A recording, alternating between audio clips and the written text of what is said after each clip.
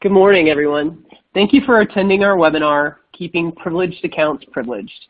I'm your host, Julie Smith. I'm a Senior Director in our Solutions Marketing organization here at Optiv, focused on identity and access management. Before we get started, a few items of housekeeping. First off, the webinar is being recorded and will be available in the next few days for on-demand viewing. You can see on the console in front of you that we have several resources you can use and access during or following the webinar. This includes some resources we think you'll find valuable when it comes to your security program, our speaker bio and social sharing buttons to the left, and a Q&A chat box on the right. You'll also find some of these same widgets on your toolbar as you scroll to the bottom of your screen. Regarding the Q&A chat box, we'll be having someone monitoring the chat box throughout the webinar and during the Q&A period. However, we may not get to every question. If we don't answer your question, we'll follow up after the webinar. Finally, CyberArk's Alex Flores, who is a Senior Sales Engineer, and Scott Egan, Optive Service Delivery Manager for our Privileged Access Managed service, will be joining us for the Q&A session. So make sure you stick around and submit your questions early and often. Now on to the webcast. Let me take a moment to introduce our speaker, Jakob Grimm. Jakob brings nearly 15 years of experience in information security and over a decade in identity and access management to his role as Director of Client Solutions. In his role, Jakob is responsible for the operations of IAM Solutions Architecture team, developing and leading a team of skilled individuals who assist in developing client IAM solutions. Now let's get things started. I'll turn it over to Jakob to provide a perspective on identity, keeping privileged accounts privileged. And good morning.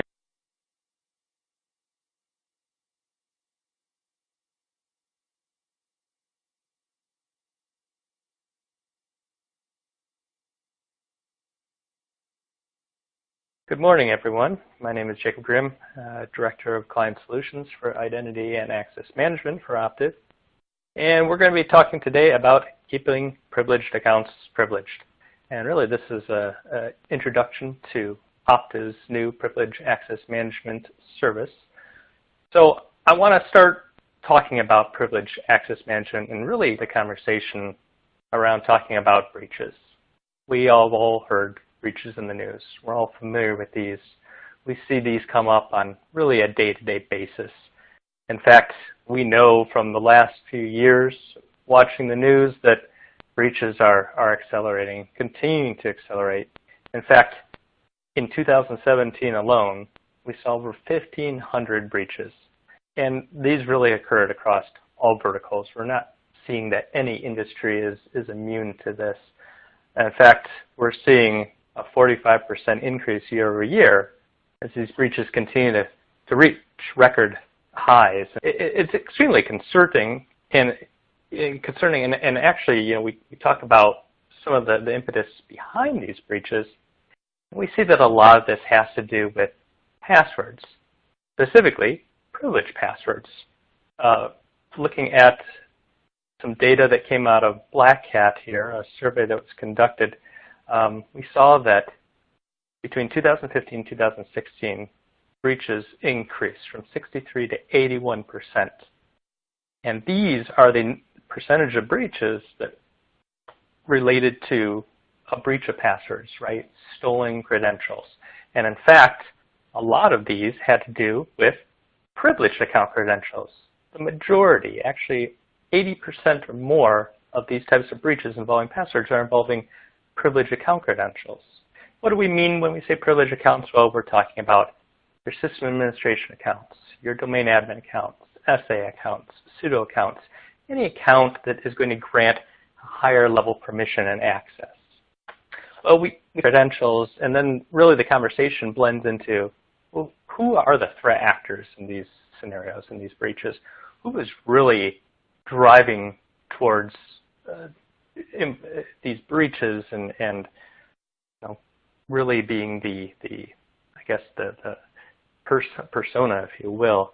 And we like to look at this from a couple of different aspects, really 3 different categorizations of who may be perpetrating these types of events. The first one we would look at would be a hostile party. We call them the killer, right? These are individuals who kind of have these specific goals. They have a motive in mind. They are trying to gain access to money that the organization has. Maybe they're trying to get higher levels of access for nefarious purposes. Maybe they're looking to do some destruction or cause some damage within the organization, something that may cause the organization not to be able to recover, some type of vendetta. And we find that these types of individuals are always an insider to the organization, whether they be currently employed or affiliated with the organization, or maybe someone who recently left the organization, voluntarily, involuntary. That next audience we look at, again, still from a hostile perspective, call these the conscious actor. Right? These are users who may have benign motives, but they're pushing the boundary, right? They're pushing the envelope on trying to get additional access, maybe under the guise of doing it as part of their normal job duties. Or maybe they're just trying to poke around and say, hey, I want to see how far I can get. Maybe I'm trying to play a white hat hacker where I'm trying to expose vulnerabilities for the good of the organization. But these individuals are really not doing this for the good of the organization, right?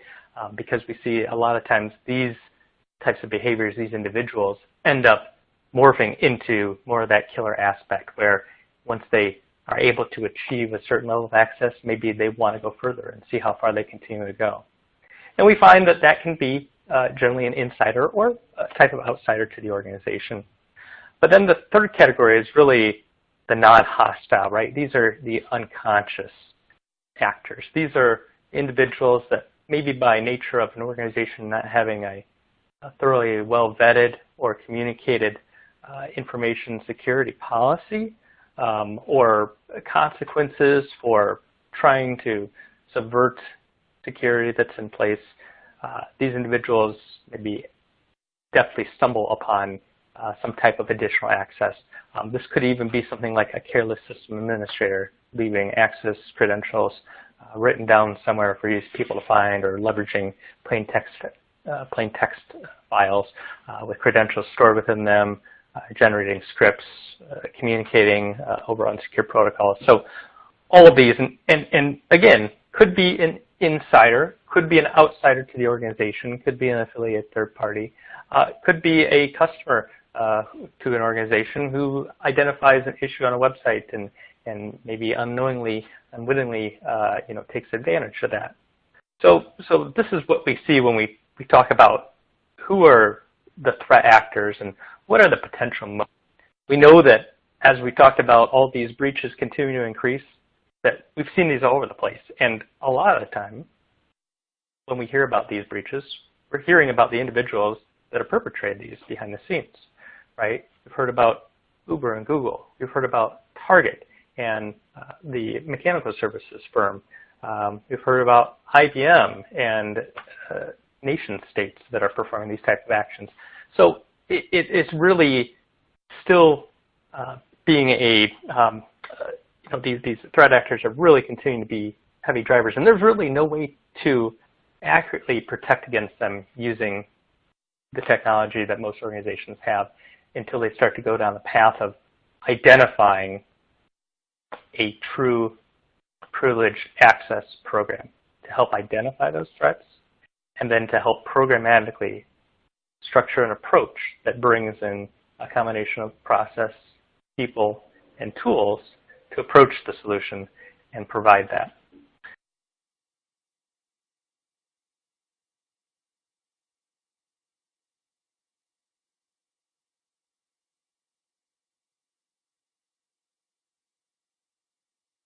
So one of the first steps we have to take is to really define what privileged access is and what it means to your organization.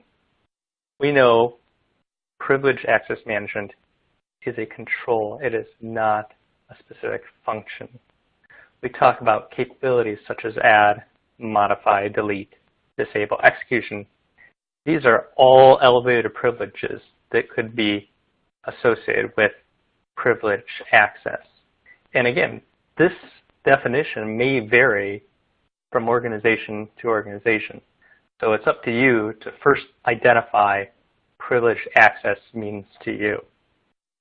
Now, we start working down the other laundry list of requirements to put into your program. And one of the other probably the second most important item after defining what privileged access actually means is to develop a documented governance framework for privileged access control. Again, this is not a management framework. This is a governance framework.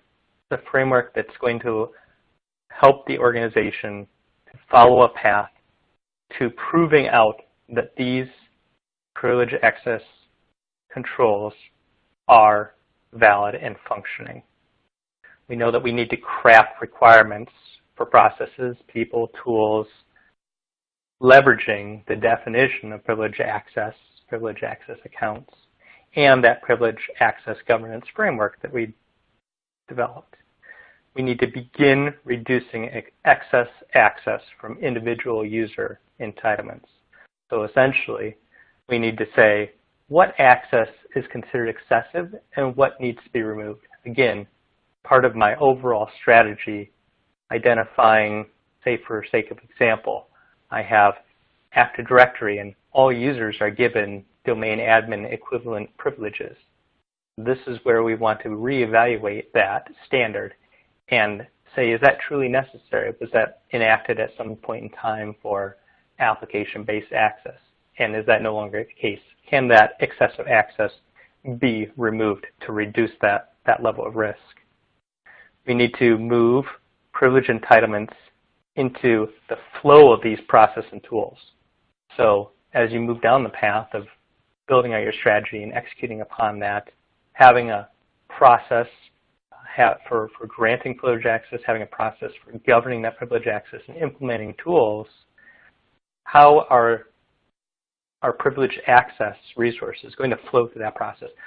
What are you going to do when a new application comes on board that has privileged access implications? How is it going to be imported in that process? Similarly, thinking about maybe other unique scenarios, such as mergers and acquisitions, scenarios that we don't see very often, but have a lot of implication from owning new systems, from bringing on additional privileged access, and possibly having scenarios where we now have to contend with a large amount of new privileged access that we didn't have to contend with before. How are this going to be handled? How is that going to be able to be inserted into the current process, the current tools, the current governance program? And then finally, continuously monitor that environment. Monitor it for extraction of existing and newly created privilege rights. Again, similar to the merger and acquisition example, but through day-to-day, even if you don't have those types of scenarios, just the regular day-to-day, onboarding new applications. Organizations are probably onboarding applications at a much faster pace than they ever have before with the proliferation of software as a service solutions, right? We can go out and a lot of times you probably have this in your organization where independent departments and business units, maybe shadow IT groups, are going out and procuring SaaS solutions simply by signing up. And all of a sudden, they're, with the use of a corporate credit card, they're able to subscribe you to these services. And now you've got not only users in that cloud solution, but you've got privileged users. You've got an admin account somewhere. Most likely with any SaaS solution, with most SaaS solutions, they are not necessarily restricted to access from your environment only, from your network. So now we've got privilege level accounts, which can be accessed from anywhere in the world. So again, we talk about building a strategy, basically identifying a privilege access management program, which is inclusive of all the necessary resources and all the tools, taking proactive steps to help identify where the risks are and how we can look at reducing. Optiv has a great chance to work with a lot of organizations on implementing privileged access solutions, privileged access programs and tools. And we hear kind of the same message that we've heard out of other identity access management programs over the past 10 to 15 years is this is very difficult. It's a very difficult path to go down. And we ask the question a lot of times, why is that? Why is this so difficult? Well, three main reasons. Resource availability. Being able to provide constant monitoring of your environment of those privileged access accounts. We know SaaS solutions never sleep. That means those privileged access accounts are always online, always available. And keep in mind that while we're sleeping, someone else in the world is awake, and they may more than likely be trying to access those privileged accounts and be able to log into your SaaS solutions. So maintaining a 24/7 by 365 operation is very difficult for non-global organizations. Also, lack of security expertise.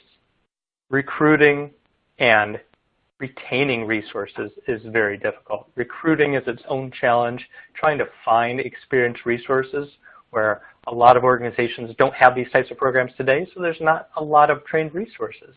And then once you get those resources, who's to stop your competitor down the road from offering a higher salary and additional perks to lure those resources away? So lack of those experienced resources that understand how to build a privileged access management program and how to maintain it. And then the need for faster detection, response, and recovery. This is kind of the central thread around threat intel and threat response programs and information security. And now it has a specific implication to privileged access management. How do we maintain security technologies? How do we ensure that they're optimized for reporting, for matching up with that 24/7 by 365 availability?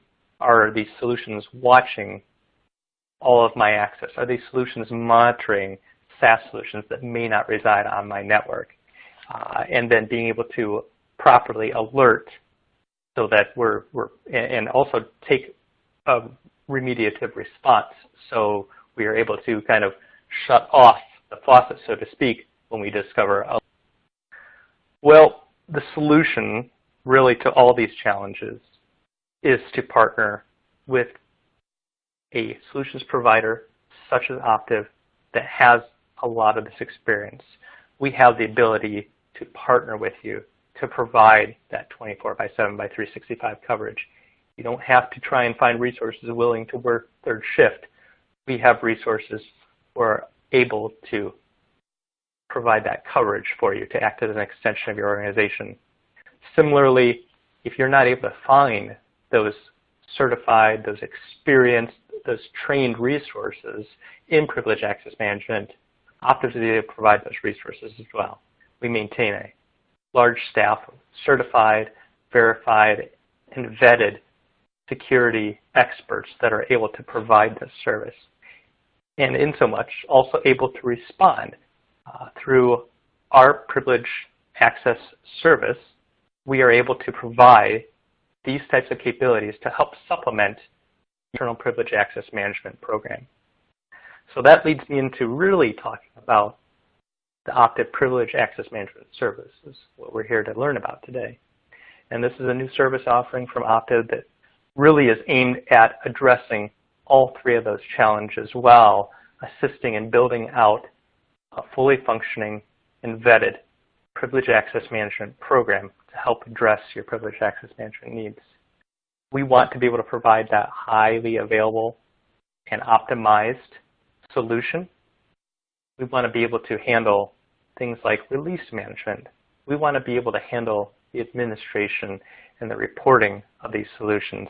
Things that mundane activities, but we all know through experience that these are the types of activities where we may have shortcomings as organizations, where we may not have those resources who are fully trained enough to be able to produce reports for the auditors on demand, who may not be able to make those necessary administration changes to be able to adjust to new applications coming on board within the application.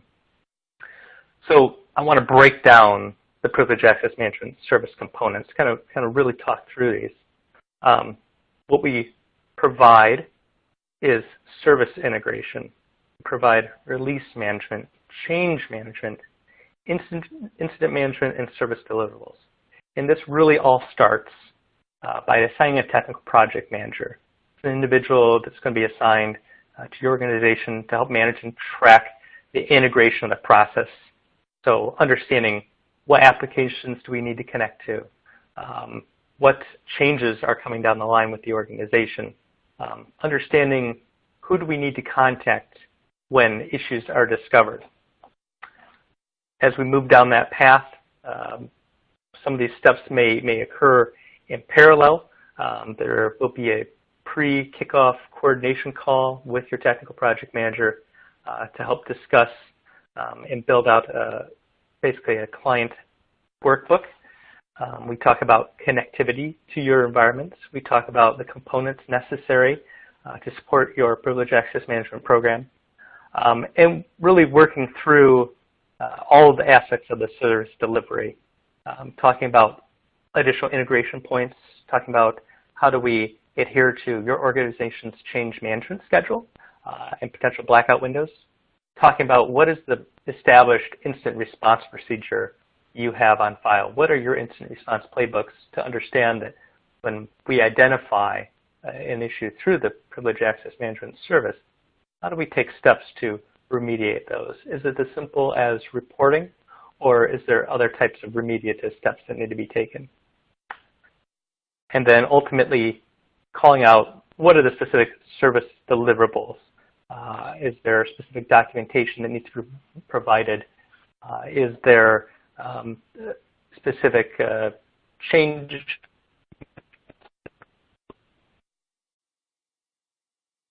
reporting that needs to be provided for the organization to ensure compliance not only with your internal policies and procedures, but also with other audit and regulatory compliance mandates that you may need to meet and are leveraging your privileged access management program to comply with.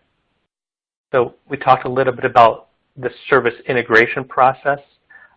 We kind of break it down a little bit more. How does this process actually get started within your organization?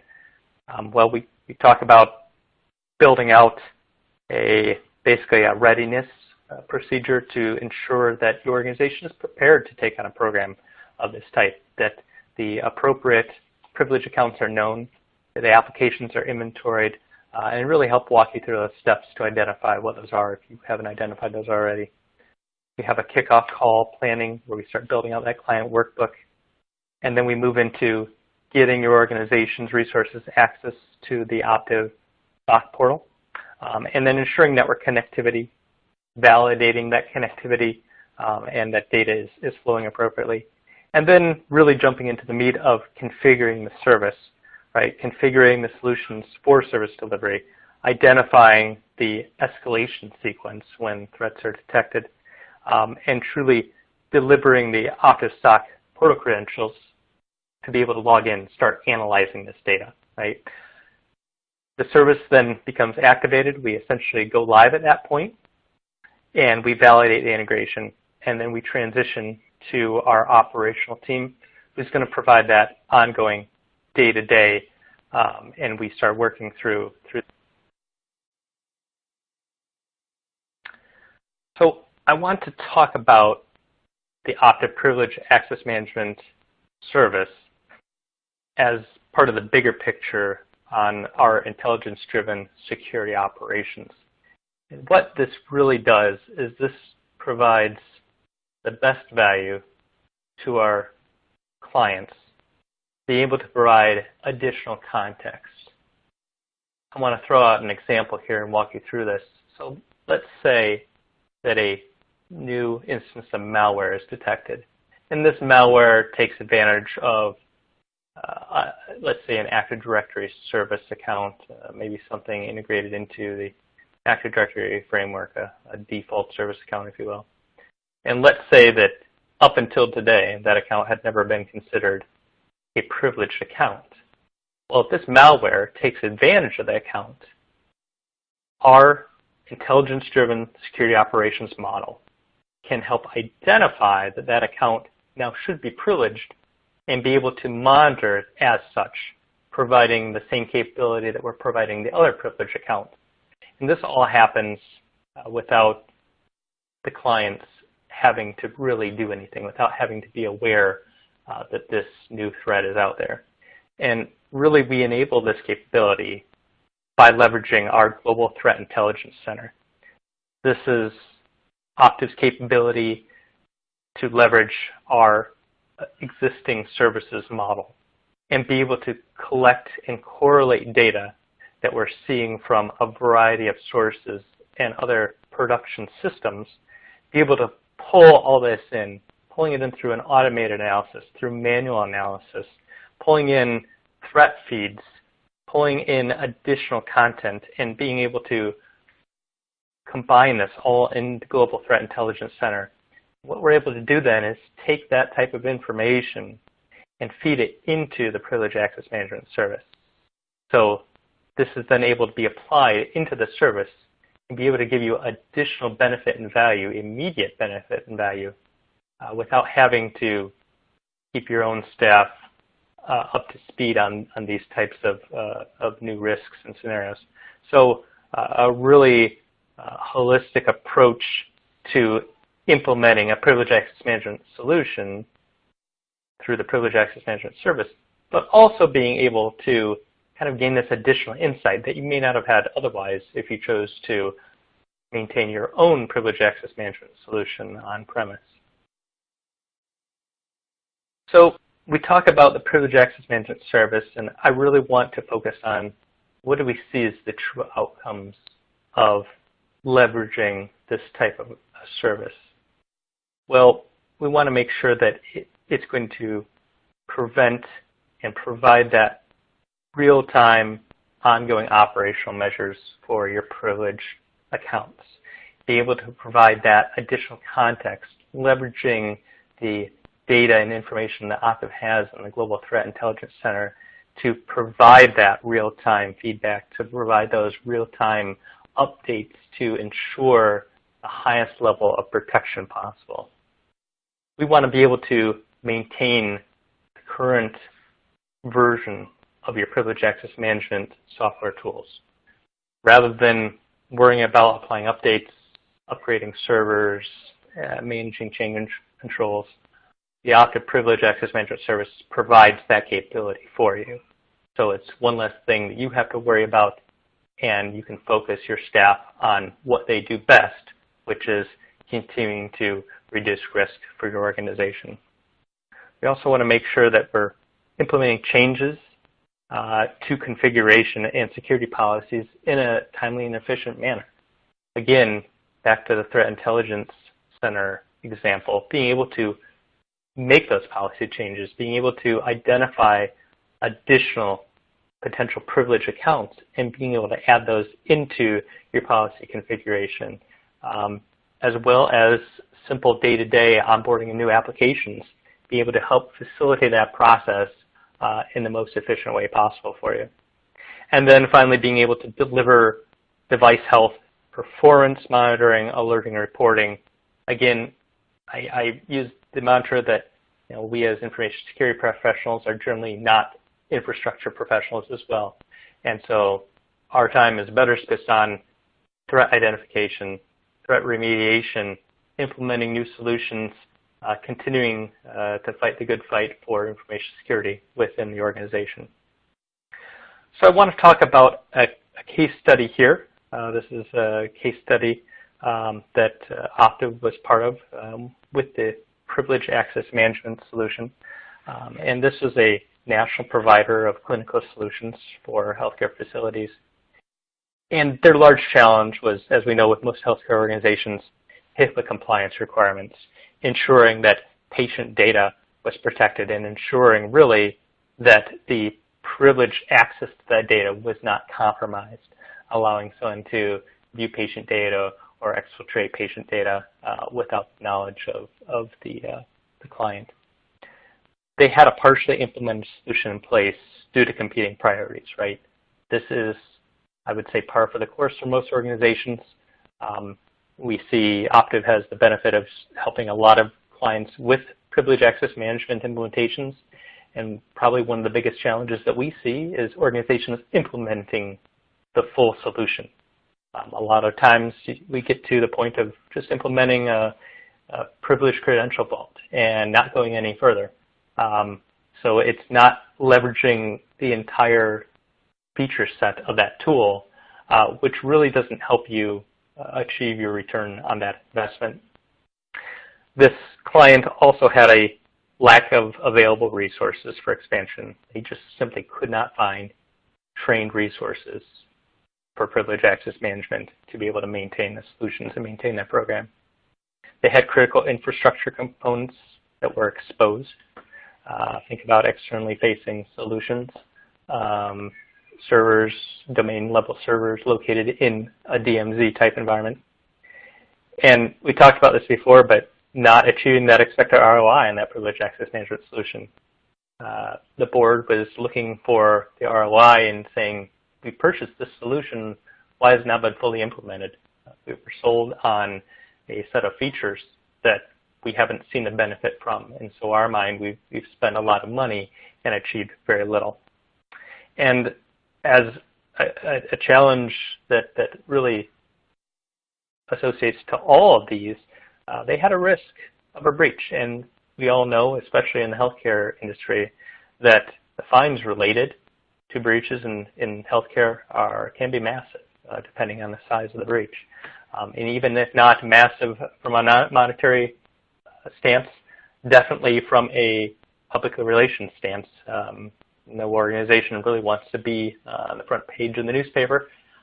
And healthcare, I think, is definitely aware of that aspect and the damage that can be done, especially in the competitive healthcare environment that we have today, can be devastating to organizations. So what was the solution? The solution was a 24/7 by 365-day team to detect, respond, and recover from incidents that were identified. The solution also expanded the PAM implementation and integration into the environment, continuing to build out privileged capabilities such as privileged session management, privileged session recording to help reduce risk and improve compliance, also resolving audit findings. Device health and performance monitoring, alerting and reporting, as well as upgrades, patches, ongoing maintenance. Again, this team of information security professionals at this healthcare client really needs to be focused on keeping the healthcare organization up to date. That's including onboarding of new applications, onboarding new critical life-saving applications and technology. As we know, the medical field is probably one of the most advanced out there in their utilization of technology. And the edge for healthcare organizations is really how quickly they can go to market with that type of technology. So being able to remove maintenance for one more IT system and the patching and the change control windows and things like that to go along with it was a huge benefit to them. And also being able to consolidate this massive portfolio of security tools, right? Helping to outline a strategy for their resource allocation, being able to take one additional tool out of their inventory, letting Optiv run that as part of the privileged access management service, allowing them to continue focusing on reducing their overall workload with the number of systems they have to maintain on a day-to-day basis. So what are the results that they saw from this? Security leadership is no longer concerned about the risk of a breach. Now, you may not believe that, but in a lot of instances, being able to having Optiv provide a service like this, being able to have a third party manage this outside your four walls, Optiv providing best of breed, certified, trained, and capable resources being able to maintain this system, gave this client's security leadership kind of a breath of fresh air. It was one thing that they could stop worrying about at night and could get some sleep, so to speak. It also gave them a strategy for this critical element of their security infrastructure, right? Identifying how they're actually going to implement a privileged access management solution, how they're going to go about vaulting those privileged credentials, and implementing session recording. You know, that is key to being able to provide that feedback to leadership and showing the return on that investment. The organization also became confident that their privileged access solution is being monitored and maintained 24/7 by 365. Again, taking the infrastructure concerns out of the mix.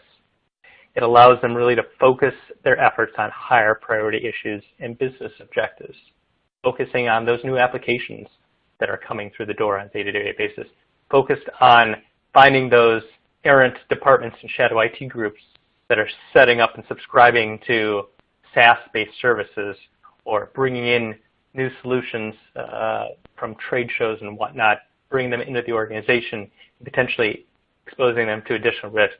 The team now has the cycles to be able to go out and address those and become more proactive in their stance, as well as conveying easy to understand metrics to the executive leadership. I would probably say that the majority of us have struggled with that same challenge. How do we report on the efficiency and efficacy of our security tool set? How do we show not only that we're getting a return on this investment, that we are actually reducing risk? And those metrics become critical to being able to continue funding and being successful in an information security program, regardless of what industry you operate in. So, of course, there probably are a few frequently asked questions that we hear about this service. The first one is, I would say not included on here, but what is the solution that Optiv is leveraging for this privileged access management service? We're actually going to be using CyberArk for this. And there are several components that we do support. We support the Enterprise Password Vaulting EPV capability. We support the Central Password Manager, CPM, the Privileged Session Manager, PSM, and the Password Vault Web Access, PVWA. What are the client requirements for the PAMS offering? Well, the client, you would need to purchase the CyberArk licenses. Of course, Optiv can help you identify what specific licenses you need in an appropriate quantity and help you procure those. And then also a technical contact, having someone within the organization that can act as that go-to to help walk through the configuration and ongoing administration of the privileged access management service. One question we get a lot is, how long does this offering take to onboard? How long does it take to go through the assignment of the technical project manager and to start completing the client workbook and walking through all those steps? And we found that it's approximately 30 days from the discovery and design completion to operational and fully serviced, be operationally and fully serviced by the Optiv CyberArk team. And that's a relatively short time frame when you compare it to trying to onboard this application in your internal environment with your resources. So we believe time to value can be greatly increased by the privileged access management service. How does the Optiv managed security services access the client environment? So how do the Optiv CyberArk experts access your environment to be able to connect and pull back data and be able to perform remediative activities? Well, we have basically a redundant SSL VPN connection that's put in place, and we do support a variety of VPN technologies. So we can work with your organization during the onboarding process to identify the specific technology that we need to configure to be able to connect to your environment and also provide that redundancy, as well as any additional security implications that we need to have in place to ensure the safety of that connection. What resources are available to address issues? Well, we have talked about the dedicated technical project manager, the TPM, during the service integration. And then once we move to an operational state, there's a client success manager that's assigned to each client that will work with you on ongoing changes, modifications to the service, any type of feedback, anything that you would need around that service. We want to be able to provide that resource to you to be able to answer all of your questions and to be your one single point go-to for all questions and issues. And of course, what are the hours of coverage? I think we've talked about that a little bit already. Being able to provide you that capability 24/7 by 365 is our benefit for this service. So I think in conclusion, And I do thank everyone for joining me today and hearing about the Privileged Access Management service. But I want to say that, a service like this I think is beneficial for a lot of organizations out there. Being able to address the concerns that we've talked about, being able to provide that full-time support for your privileged access management needs, be able to provide trusted, trained, and certified resources so you're not trying to go out there and on the endless hunt to try and find these resources yourself and then to even retain them. And then be able to provide that value, not only a return on your privileged access management investment, but also being able to see a rapid time to value for this type of solution. And I do want to call out that while we talk a lot about privileged access management and the challenges that we see there during today's webinar, I don't want you to forget that this is really the beginning of the discussion. And we being Optiv talk a lot about identity access management as a whole as a program within itself.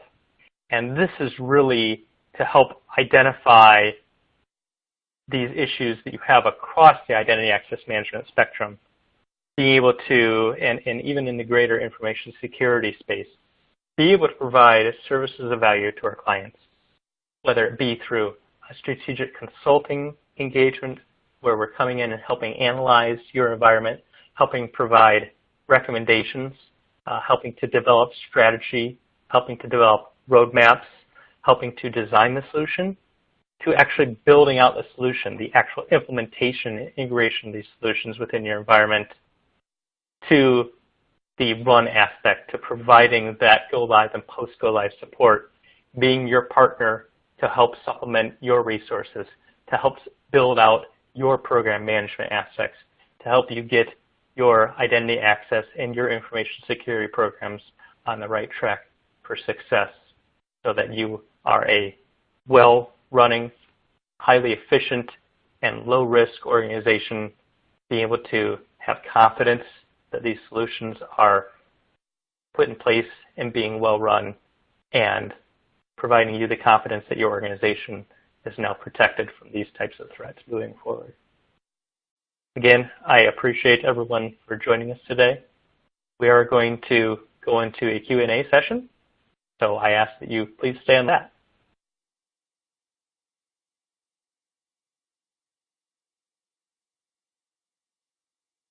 Jacob, that's great content, and thanks for sharing such great information with the audience. A quick reminder that you can post your questions into the Q&A chat box, and we'll get to them in a few minutes. Before that point in time, though, I want to introduce a couple of additional guests on our webinar today. Alexander Flores is a CyberArk solutions architect based out of Chicago and serves as a technical expert for all CyberArk customers within the Midwest. He's been working with CyberArk for 5+ years in various roles, including services implementation, consulting, and post-breach remediation. And his expertise comes from deploying some of the most complex privileged account security implementations for the Americas customer base. Welcome, Alex.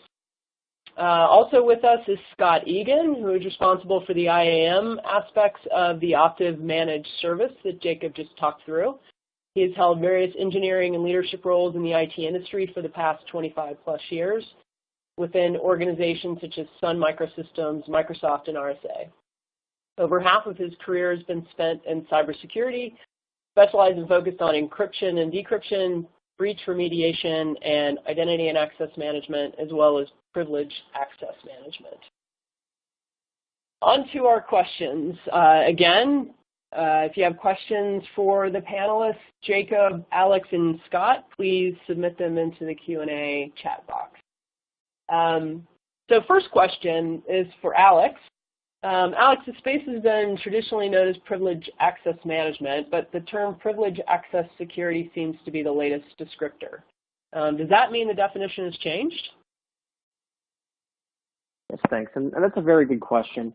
And I think really that comes from, we as a community, security professionals, that is, are starting to recognize privilege as more of a sort of foundation, fundamental security concept as opposed to the more traditional sense. And what I mean by that is, when we start talking about perimeter security, firewalls, network segmentation, privilege is really becoming sort of a building block into a sound security posture within an organization. So we're starting to kind of mold the story around that as well, with these concepts such as credential boundaries, automated rotation of passwords and secrets. These should be really just a best practice, and they should be followed from sort of day one as we begin to build out and mature in a sort of privileged access security program, so to speak.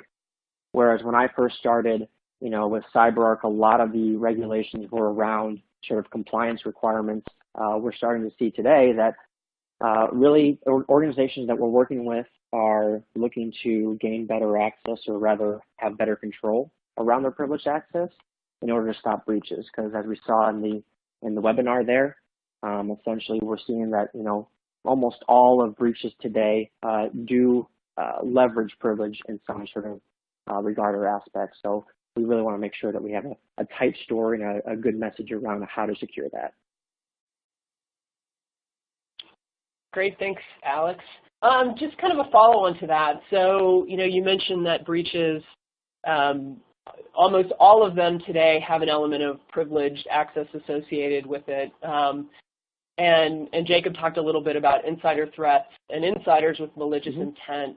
Can you give some examples of how these types of threat actors might orchestrate a breach? Yeah, no, that's a good one as well. And I actually gave a presentation, a webinar, and this not too long ago, speaking about the different types of roles or malicious actors, both from an insider or external sort of a breach, if you will. And the most notorious insider threat of all has always been Edward Snowden. Okay, a perfect example of privilege was given to an individual too much. We call it privilege creep. Okay. Oftentimes, we as system administrators are given a lot of privilege in an organization to do our jobs. It oftentimes goes unchecked. Okay, so proper, governance, proper attestation around those sort of responsibilities goes a long way in having, a tight security posture around, these checks and balances of role-based access is always going to be something that we're going to encourage to our customers, as well as, stopping the Snowdens of the world, so that we again have accountability and proper audit trails on who's accessing what and what sort of privilege controls are going into that story. Interesting. Thanks for sharing that. Here's a question for Scott. Scott, I already have CyberArk deployed. Does this service apply to me? Do the steps in the onboarding process change, or the time frame? Hey, Julie, that's a good question. So if you already have CyberArk deployed, the service would apply to you. The steps in the onboarding process really wouldn't change. The only thing we'd pay closer attention to is the inspection prior to onboarding the service. So we'd want to be intimately familiar with your environment, how it works. We'd want to make sure it's upgraded to the latest software patches or software level. And we'd want to map it out to present back to you any anomalies that we see. Time frame really doesn't change. Like I said, it might be a little bit longer if you already have it deployed, because we have to do an exploratory process, but usually remains fairly consistent. Great. Scott, a follow-on from that question. What is the SLA for change requests? So, if I have new applications or infrastructure components I want to integrate, or new users that I need to add to the service, what's the service level agreement and the turnaround time? Okay, that's actually a pretty good question as well. So the SLA for change requests, users, accounts, things of that nature, it really depends upon the urgency of the situation, because we're not that rigid when it comes to situations of that. You might need a new account for someone starting in 2 weeks. You might need a new account for a C-level individual that's starting in the corporation tomorrow. So it's really situational, and we're as flexible as we can be, taking into consideration the urgency that the customer is going through at that point in time. Does that answer it, Julie? I think it does. Thank you. Cool. Let's see, Alex, back to you. Given the amount of data that is being created these days and the focus on privacy related to collecting and storing data, do you see the definition of a privileged account changing? That's a very interesting question, and oftentimes a question I'm faced with quite a bit in my role is when we begin any new implementation or we begin any new program with an organization, we oftentimes spend a great deal of time just kind of classifying what a privileged account is. Essentially, we're seeing that there are a number of different places that privileged accounts traditionally exist.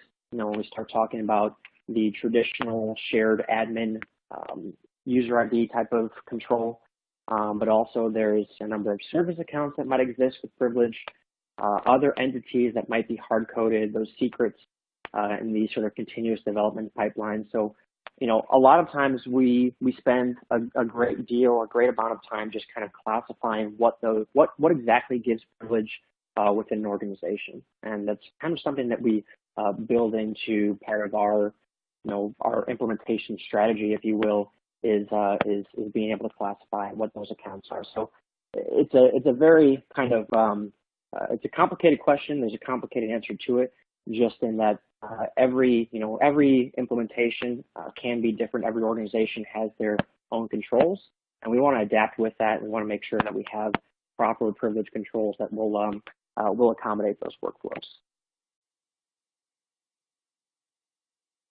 Excellent. Thanks for that response.